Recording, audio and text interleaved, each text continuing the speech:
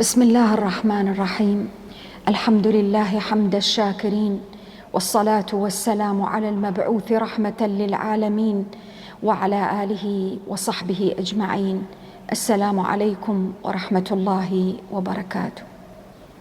وقفنا في تدبرنا في سورة المدثر العظيمة عند تلك الآيات التي جاءت بالتفاصيل تبين العذاب الذي ينتظر الوليد بن المغيرة وأمثال الوليد بن المغيرة من القيادات الفاسدة التي أودت بشعوبها ومجتمعاتها إلى حافة الهاوية. جاء القرآن بتفاصيل العذاب الحسي والمعنوي وعمق الإهانة التي يتعرض إليها هؤلاء الذين ملأوا الدنيا ظلما وطغيانا وزورا وكذبا وافتراء. تبينت لهم الحقائق وما أرادوا إلا الباطل والشر، استكبارا في أنفسهم وإعراضا عن الحق الذي ظهر لهم وإرضاء لعنجهيتهم الزائفة. هذا الصنف من الناس الله جل شأنه فصل عذابه، ثم إذا بالآيات العظيمة تنتقل بعد ذلك إلى واحدة من سلسلة الآيات التي جاءت تقرع الأسماع والقلوب. قال: كلا والقمر. ما زال الحديث مستمرا عن النار، عن سقر، عن العذاب الذي ينتظر هؤلاء، ذلك العذاب الذي جاء به القرآن في سياق الإنذار وبيان أن الأمر الذي ينتظر ويكذب به هؤلاء أمر جلل، أمر ينبغي له الإعداد، وينبغي للعاقل أن يستعد له بكل ما في وسعه. قال: كلا والقمر. والله عز وجل أقسم بالقمر في آيات أخرى، ويقسم بما يشاء جل شأنه. إنها لإحدى الكبر، تضخيما وتهويلا لأمرها وتعظيما لما فيها، نذيرا للبشر. هذه النار التي وصفها القرآن بتفاصيلها وجاء بدقائق الحقائق فيها، نذيرا للبشر. وكلنا يعلم وقد ذكرنا ذلك أن الإنسان حين يدرك أن ما هو مقدم عليه فيه من مجالات التخويف والترهيب ما فيه يأخذ حذره. العاقل يأخذ حذره. العاقل حين تنذره بأمر جلل، بأمر فيه شر، بأمر فيه بلاء، لا يستطيع أبدا إلا أن يأخذ كل ما في وسعه ويعد العدة لملاقاة ذلك الأمر الجلل. وانظر إلى العالم الذي نعيش فيه، ماذا أصابه بمجرد الإنذار والتحذير من تلك الجائحة التي كادت أن تودي بحياة الملايين من البشر. أنذر الخبراء وأنذر الأطباء وأنذر أصحاب الخبرة في تلك المجالات الصحية من الكوارث والعواقب الوخيمة التي تنتظر البشر إذا لم يأخذوا حذرهم. فما كان من العقلاء إلا أن حزموا أمرهم وأخذوا تدابيرهم وأخذوا حذرهم بكل ما أوتوا من قوة. إذن العاقل أمام خطاب الإنذار لا يمكن أن يقف واجما، ولا يمكن أن يقف غير مبال ولا غير مكترث كما كان يفعل كفار قريش. الأمر جلل والخطب عظيم، وما جاء به من الإنذار هذا النبي الكريم صلى الله عليه وسلم فيه من التهويل ما ينبغي للعقلاء أن يقفوا عنده.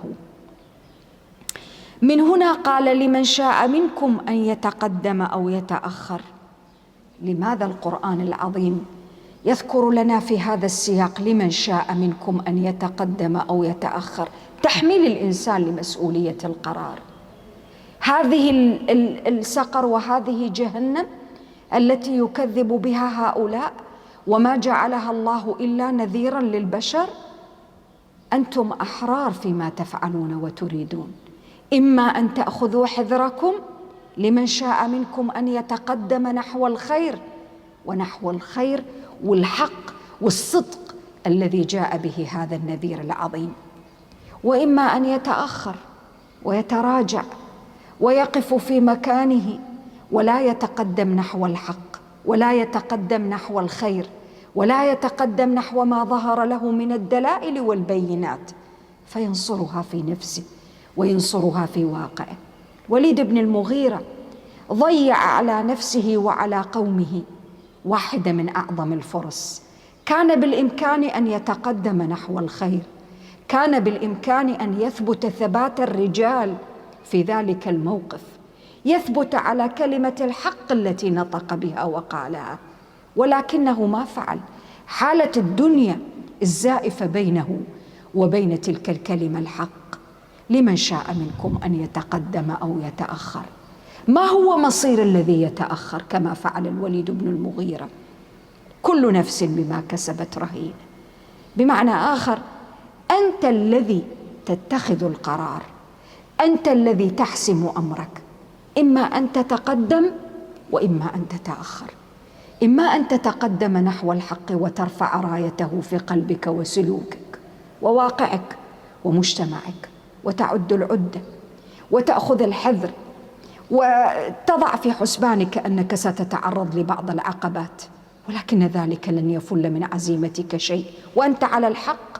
وتدبر في دقة المفردة: يتقدم أو يتأخر. كل نصرة للحق فهي عين التقدم، وكل نصرة للباطل فهي عين التأخر. وتدبروا في هذه المصطلحات وما شابه من شبهات في مجتمعاتنا المعاصرة في كثير من معاجمنا ومصطلحاتنا. التقدم ومصطلح التقدم أصبح رديف التراجع عن التمسك بالدين، والقرآن يأتيك بالمصطلح في عمق الكلام. تتقدم بنصرتك للحق، وتتأخر بنكوصك عن الحق، بخذلانك للحق.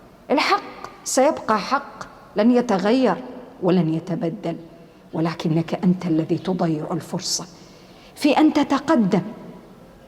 لمن شاء منكم أن يتقدم. تدبروا في دقة المفردات وعظمتها وارتباطها بمحور السورة الذي جاء يحدثنا عن الدعوة إلى الله جل شأنه في كل عصر وفي كل زمان. وأنت لو تدبرت في تاريخ المسلمين لوجدت أن تقدمهم وحضارتهم ما كانت وما تحصلت أبداً ولا وصلت إلى مجدها وعصرها الذهبي إلا في ظل التمسك بهذا الدين وهذا القرآن وهذا الكتاب. وأن تأخرهم وتخلفهم ما حصل مطلقاً إلا حين تخلى المسلمون عن التمسك بهذا الكتاب بأحكامه وآدابه وتعاليمه في واقعهم وسلوكهم وحياتهم. قال: كل نفس بما كسبت رهينة. الرهن الذي هو ذاك العقد والصك بالدين، كل نفس بما كسبت رهينة. أنت مرتهن بعملك. بمعنى آخر، الإنسان رهين عمله، رهين ما يقدمه وما يؤخره، رهين الكلمة التي ينطق بها، رهين المعروف الذي يفعله أو المنكر الذي ينصره، رهين الباطل الذي يعضده، أو رهين الحق الذي يعرفه ولا يتجاوزه. كل نفس بما كسبت رهينة. قال: إلا أصحاب اليمين. لما استثنى منهم أصحاب اليمين؟ أصحاب اليمين لديهم فرصة. الآيات أخرى تكلمت عنهم أن الله سبحانه وتعالى يغفر لهم سيئات ما عملوا، المغفرة، وبالتالي ما عملوه من أعمال صالحة تمحى بها تلك السيئات. يبدل الله سبحانه وتعالى سيئاتهم حسنات. ولكن غير أصحاب اليمين الذين ما كتبوا في صحائف أعمالهم إلا السيء من القول والمنكر من الفعل، هؤلاء كل نفس بما كسبت رهينة. بقوا رهائن أعمالهم وسيئاتهم ومنكراتهم وقبائحهم التي ما توقفت عند حد شخوصهم، بل امتدت إلى أقوامهم ومجتمعاتهم ومؤسساتهم، فأهلكوها، فسادا وظلما وزورا وكذبا وافتراء كالوليد بن المغيرة، كل نفس بما كسبت رهينة.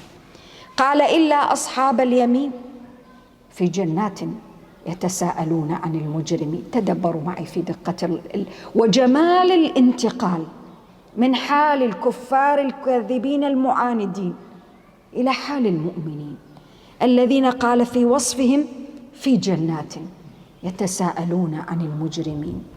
لماذا يتساءلون عن المجرمين؟ التدافع بين الحق والباطل، التدافع بين الخير والشر، التدافع بين أهل الحق والباطل في سياق الحديث عن الدعوة. فيتساءلون، وسماهم من؟ سماهم المجرمين. القرآن حين يستعمل لفظة المجرمين يعني بذلك أن هؤلاء ما توقف شرهم ولا إجرامهم عند الحد الذي ينحصر في الفردية، امتد إلى الجماعية، امتد إلى المجموع، امتد إلى المجتمعات. قال المجرمين ما سلككم في سقر؟ وتدبروا في دقة المفردة، سلككم بقوة بشدة، السلك من استخدام من لفظة سلك بقوة وشدة. ما سلككم في سقر؟ ما الذي جاء بكم في سقر؟ وإذا بهؤلاء المجرمين الذين رفضوا الحق، الذين بان لهم الحق فرفضوه، بان لهم المعروف فأنكروه، وظهر لهم المنكر فناصروه. قالوا لم نكن من المصلين. أول ما ذكر من الأعمال الصلاة، تلك الصلة بينك وبين الله جل شأنه، الصلة التي هي في الحقيقة بمثابة إعلان لخضوعك، إعلان لخضوعك وانقيادك لمنهج الله في الأرض. يأمرك فتطيع، ينهاك فتنتهي عما نهاك عنه. تبدت لك الحكمة أم لم تظهر لك؟ وقفت عاجزا بحكم بشريتك عن إدراكها أو أدركت طرفا منها. لم نكن من المصلين. الصلاة التي هي شعار، الصلاة التي هي قيمة تجدد فيك معاني المعروف والخير والعطاء والقدرة على مواصلة البذل والعطاء. تدبروا في الربط، وتدبروا في الربط مع محور السورة ومع ما جاء قبل في البدايات.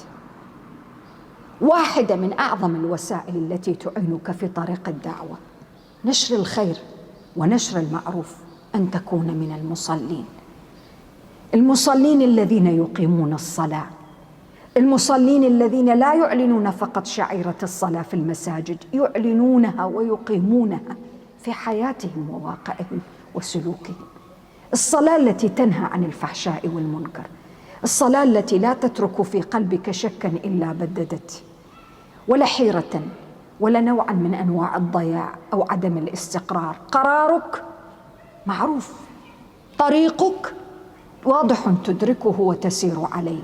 قالوا لم نكن من المصلين ولم نكن نطعم المسكين. تدبروا في آيات القرآن العظيم وفي سوره، كم مرة من المرات جاء الحظ على هذه الفضيلة، إطعام المساكين. ذلك الإطعام الذي يجعل من المجتمع الواحد مجتمعا إنسانيا متكافلا، مجتمعا يشعر الأفراد فيه ببعضهم البعض، مجتمع إلى الحد الذي لا يترك فيه مسكينا إلا أطعمه ولا جائعا إلا سد جوعته.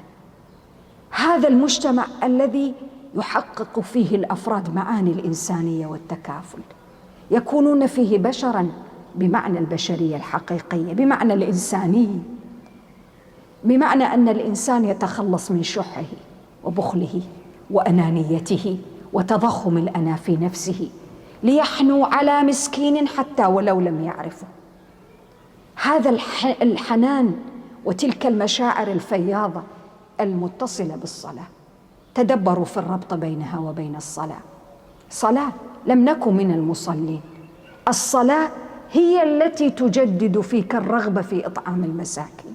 الصلاة ليست علاقة فردية بينك وبين الله جل شأنه فحسب، علاقة ممتدة في عمق المجتمع، علاقة اجتماعية، علاقة تفجر فيك طاقات التكافل والعطاء والبذل، تحررك من كل أشكال الشح، تحررك من الأنانية، لتصبح إنسانا باذلا للخير والمعروف أينما كان. لماذا القرآن يؤكد إطعام المساكين؟ الناس قد يطعمون بعضهم البعض، من أهل على أقارب على أصحاب، تدعو فلان من الناس وتدعو ذاك، وهذا يأكل من طعامك وذاك يأكل. ولكن المساكين تلك الفئة والشريحة من المجتمع التي قد يغفل عن إطعامها الكثيرون، لا أبواب تفتح أمامهم ولا موائد تفرش لهم. هؤلاء ولهؤلاء يعليها القرآن واضحة صريحة، ويجعلها واحدة من أعظم القربات التي يتقرب بها العبد المؤمن إلى خالقه جل شأنه. مطلوب منك أن تطعم الناس، الغني والفقير والصديق والقريب والبعيد مطلوب منك، والجار وغير الجار مطلوب منك. ولكن أعظم أشكال الإطعام أن تطعم مسكينا. لماذا؟ لأنه كما ذكرنا هذه الشريحة المنسية في كثير من المجتمعات. هذه الشريحة الناس فيما بينهم على سبيل المثال قد تراهم في بعض الأحيان يتسابقون لدعوة كريم من الكرماء، شريف من الشرفاء، كبير من كبراء الدنيا، لعزه لجاهه لمنصبه لمكانته إلى آخر ذلك. ولكن قل لي بالله عليك، من الذي يطعم المساكين؟ الذي يطعم المساكين هو ذاك الذي يدرك حقيقة الشرف بإطعامهم، لأن من أمر بإطعامهم الرب الواحد الأحد. فتأمل حين يأمرك الله جل شأنه أن تطعم المساكين. مجتمع ممكن يملي عليك أن تدعو فلان وتدعو فلان ممن تربطك به صلة عمل أو مشابه أو مصلحة معينة، ولكن من هذا الذي يدعوك لأن تطعم مسكين؟ الرب الذي خلق المساكين وخلقك وخلقنا جميعا، ومايز بيننا في الأموال وفي الأرزاق وما شابه فتنة وابتلاء قد لا ينجح فيه الكثيرون. قالوا لم نكن من المصلين ولم نكن نطعم المسكين وكنا نخوض مع الخائضين. أحاديثنا، جلساتنا، موائدنا، اجتماعاتنا خوض. وقلنا مرة الخوض من الخوض والسير في المياه، شيء من العبثية، بل هي العبث ولا شيء غير العبث.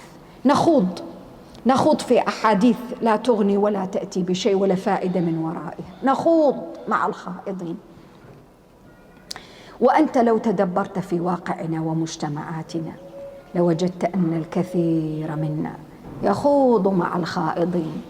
خاضوا في حديث أو في إشاعة معينة أو في شائعة، إذا بهم يخوضون مع الخائضين.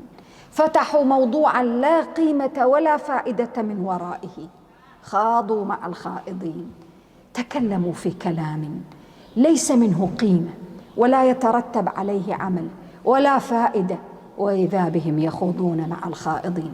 لا وجهة تحدد لهم ما يخوضون فيه، ولا خريطة عمل ولا خريطة طريق تبين لهم ما ينبغي أن يقولوا فيه أو لا يقولوا فيه. نخوض مع الخائضين، أناس فرغت عقولهم وخوت قلوبهم وأفهامهم من تلك الموضوعات التي ينبغي أن يتحدثوا فيها. الخوض إشكالية خطيرة في مجتمعاتنا المعاصرة، إشكالية الخوض مع الخائضين، إشكالية متجددة، إشكالية الخوض التي ما عاد في كثير من الأحيان يسلم منها الكبير أو الصغير أو المرأة أو العجوز أو الكل.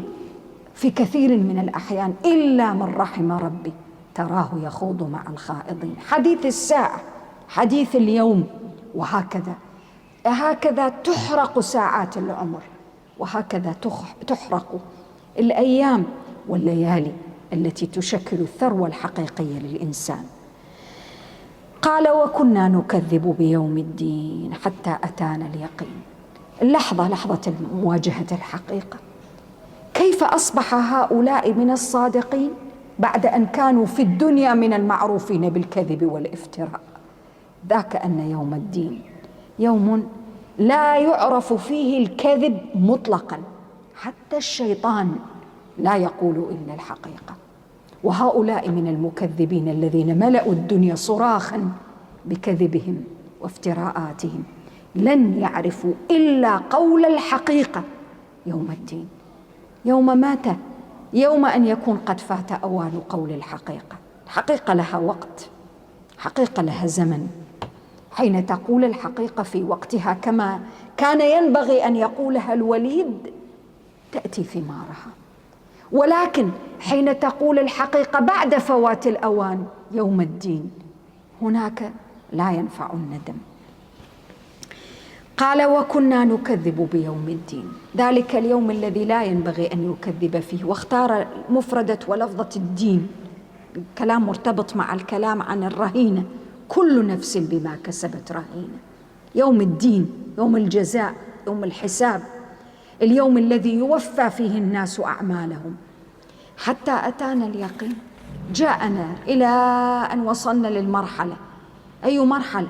الموت، مرحلة الانصراف من الدنيا، الدنيا المحدودة التي عملنا لها 1000 حساب ولم نعمل لذلك اليوم ولا حتى حسابا واحدا. أتانا اليقين، جاءنا الموت، اليقين الصدق. هنا تكشفت الحقائق، هنا كشفنا عنك غطاءك فبصرك اليوم حديد. هنا بدت لنا الحقائق التي لطالما أردنا طمسها.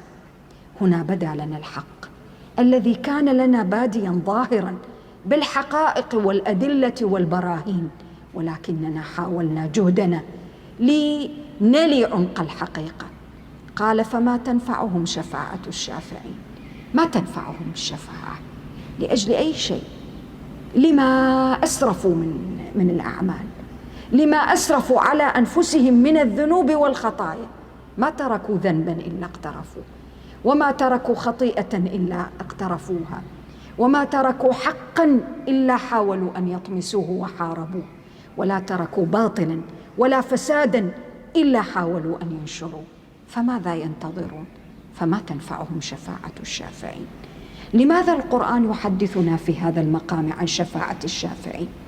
كانوا يستشفعون بالأصنام وبالشركاء، وكان الواحد منهم يحاول فيما بينهم ويسخرون ويستهزئون: أنت تشفع لي وأنا أحمل عنك الأوزار، وما هم بحاملين من أوزارهم من شيء.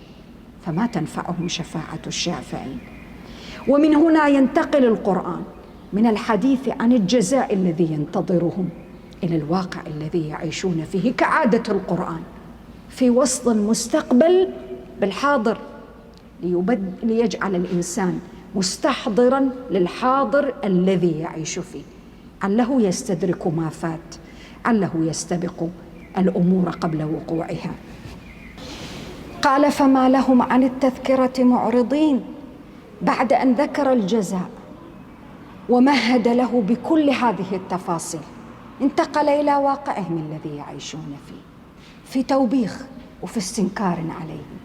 بعد أن عرفتم كل هذه الحقائق، وبعد أن بين القرآن لكم كل هذا الصدق أمام أعينكم، ما لهم عن التذكرة معرضين. هذا القرآن فيه تذكرة، هذا القرآن يذكرك بما نسيت، هذا القرآن يعرفك بما جهلت، هذا القرآن يوضح لك ما احتارت فيه نفسك، حار فيه عقلك، اشتط فيه فهمك. القرآن يعلمك. فما لهم عن التذكرة معرضين، في توبيخ واستنكار على هؤلاء. وتدبروا في دقة المفردة، قال معرضين لإعراض الشيء النفسي، تلك العقبة الكؤود التي في النفس، تلك العقبة التي ترى الحق ولكنها تأبى إلا أن تعرض عنه، ترى أمامها كما رآه الوليد وجها لوجه كان مع القرآن، وجها لوجه مع النبي صلى الله عليه وسلم، ولكنه أدبر واستكبر. ذاك الإعراض الذي يجعل الإنسان يصد صدودا نفسيا حقيقيا عن الواقع الذي يعيش فيه، عن الحق الذي يبصره ويراه. قال كأنهم حمر مستنفرة. تدبروا في الأمثال، الحمر المستنفرة التي تفر من القسورة، من الأسود حين تراها، الحمر الوحشية التي بطبيعتها إذا ما رأت الخطر تفر من الخطر. ولكن لنا أن نتساءل: ما وجه الشبه بضرب هذا المثل؟ كأنهم حمر مستنفرة فرت من قسورة.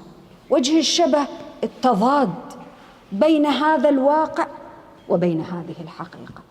بمعنى آخر، يا أيها الناس، يا أيها البشر، انظروا إلى هذه الحمر الوحشية المستنفرة، انظروا إلى هذه الحمر الوحشية المستنفرة التي تفر من القسورة، التي ما آتاها الله ولا أعطاها لا من العقل ومن الحكمة ولا من الفطنة ما أعطى للبشر من أمثالكم.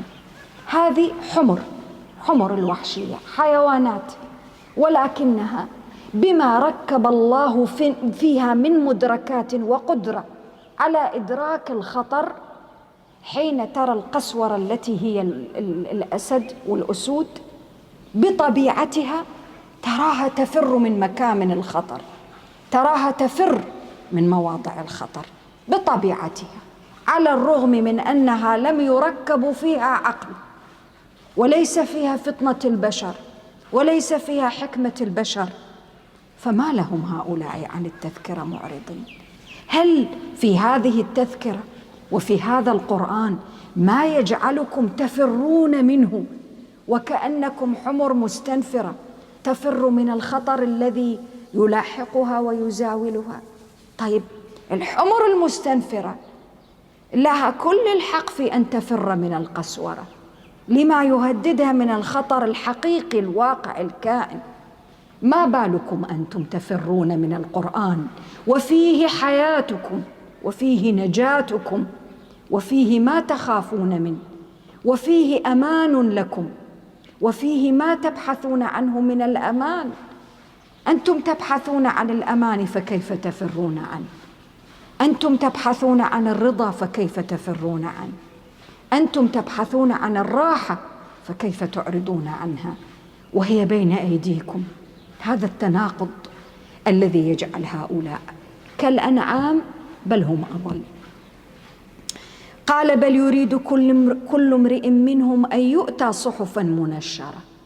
زعم هؤلاء وجاءوا إلى الحبيب صلى الله عليه وسلم يطلبون منه أن: يا محمد، لا تنزل علينا هذا القرآن علينا جميعا، نريد كل واحد منا أن تنزل عليه صحيفة مكتوب عليها من الله إلى فلان فلان.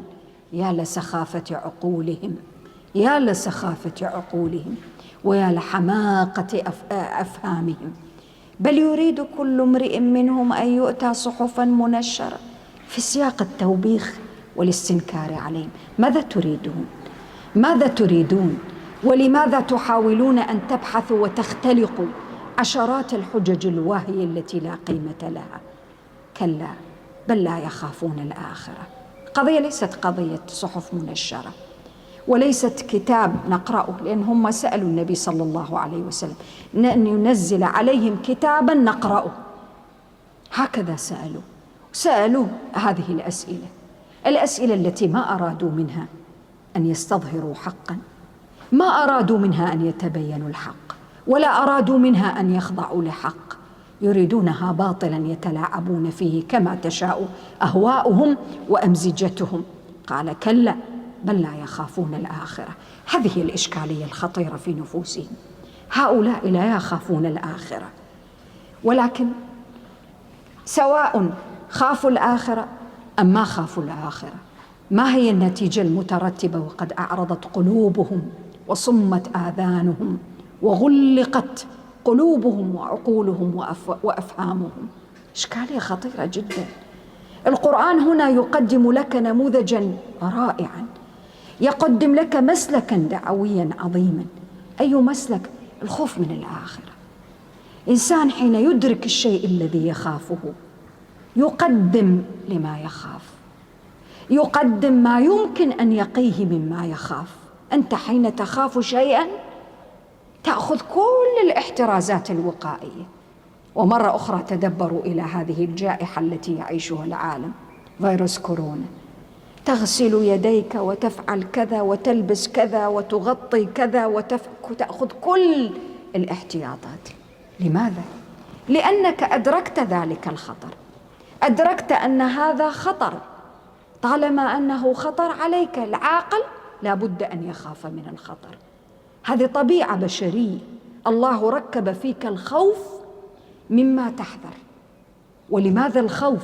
حتى لا تقع في الشر الذي يمكن أن يؤذيك، الشر الذي يمكن أن يأتي عليك بشرور ينبغي أن تتجنبها بحكم ما ركب الله فيك من العقل.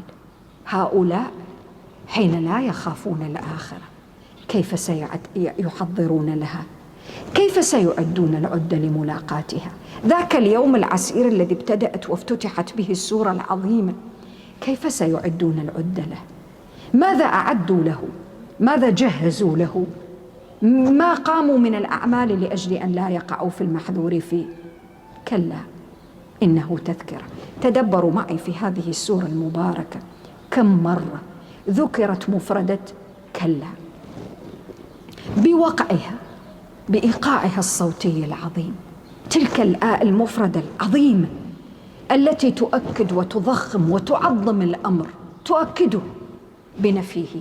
كلا إنه تذكرة. هذا القرآن الذي به كذبت تذكرة. وفي البداية قبل آيات قال فما لهم عن التذكرة معرضين. هذا القرآن تذكرة. أنتم أعرضتم عن، أنتم أحرار، الله جل شأنه أعطاكم حرية الاختيار. قال فمن شاء ذكره، من شاء ذكر هذه التذكرة، ومن لم يشاء هو حر يتحمل مسؤولية العمل. قال وما يذكرون إلا أن يشاء الله. هو أهل التقوى وأهل المغفرة. أهل التقوى الذي أنزل عليك كتابا يذكرك بمعاشك ومعادك، يذكرك بحقيقتك، يذكرك بمآلك، يذكرك بمآبك. ما ترك شيئا إلا ذكرك، لأنه أهل التقوى سبحانه جل شأنه. لماذا قال أهل التقوى وأهل المغفرة؟ يفتح أبواب التوبة أمام عباده. الله يغفر الذنوب جميعا، الله يغفر الذنوب جميعا فإليه توبوا. الله يغفر الذنوب جميعا فمنه اطلبوا الرحمة والمغفرة والتوبة والعفو والصفح. تدبروا هذا القرآن كيف يذكر، وتدبروا في الترابط العجيب بين مفتتح السورة وخاتمة السورة. مفتتح السورة التي جاء فيها يا أيها المدثر قم فأنذر، عليك الإنذار، ولكن عليك أن تفهم أن هذا القرآن تذكرة، فمن شاء ذكره. إنما أنت مذكر، إنما أنت مذكر، لست عليهم بمسيطر، وعليك أن تفهم وما يذكرون إلا أن يشاء الله. تلك المشيئة التي لا تجبر الإنسان على اختيار طريق ما، فلا يحتج بذلك القدر ويقول لو شاء الله لهدانا. أبدا، الله ركب فيك العقل وهداك النجدين وأرسل لك الرسل وأنزل عليك القرآن لكي تفهم، لكي تتذكر. ولكنك إذا أدبرت واستكبرت وأعرضت فأنى لك أن تتذكر. وما يذكرون إلا أن يشاء الله. وأهل التقوى وأهل المغفرة. وتدبروا في الترابط ما بينه وأهل التقوى وأهل المغفرة، ولأنه جل شأنه أهل التقوى وأهل المغفرة. أرسل إليك رسولا وأمره بالإنذار فقال قم فأنذر. هذا هو أهل التقوى وأهل المغفرة جل شأنه. الرب الذي إليه وعليه لا بد للعاقل أن يتوكل، وله يستغفر، وإليه يرجع، ولأجله سبحانه جل شأنه يتقي ويخاف ويحذر. السورة الكريمة المباركة سورة المدثر جاءت بأسس الدعوة، مبادئ الدعوة. كل الدعاة في كل عصر وزمان لا بد أن تكون المنطلقات التي ينطلقون منها في دعوتهم قرآنية 100%. كلا إنه تذكرة. إلى القرآن تدعو ومنه تدعو وفيه تدعو، ومن هدى هذا القرآن ومنهجه تتعلم كيف تدعو. كلا إنه تذكرة. وأنت تدعو الناس إلى الخير وتدعوهم إلى القرآن وتدعوهم إلى سواء السبيل. عليك دوما وأبدا أن تستحضر أنك مذكر، لست عليهم بمسيطر. لا إكراه في الدين ولا إجبار ولا قهر ولا عملية فرض للآراء، ولكنه البيان والبرهان الذي به خاطب النبي صلى الله عليه وسلم ذاك القائد الفاسد الوليد بن المغيرة. فكم من وليد بن المغيرة في كل عصر وزمان. ليس المهم أن تعرف كم من هؤلاء، ممكن أن يكون الكم كبيرا متزايدا، ولكن حتى ولو كان في كل زمان وفي كل وقت عشرات مئات من أمثال الوليد بن المغيرة، طالما أن كلمة الحق تقال وطالما أن هذا القرآن فيه من التذكرة والمواعظ ما يعيد للعقول الصافية إيمانها وتوحيدها، فلا تبتئس، واصل في دعوتك، استمر في دعوتك ولو اعترض طريقك عشرات من أمثال الوليد بن المغيرة. كلمة الحق التي بها وعليها لا بد أن تبلغ وتصل، التي عليها المدار وعليها وحولها يقوم هذا الكتاب العظيم، وإليها يدعو هذا الكتاب المبارك. فإلى أي شيء تدعو الناس سوى لهذا الكتاب العظيم الذي فيه من التذكرة ما يكفل للإنسان الغافل أن يذكر به. السلام عليكم ورحمة الله وبركاته.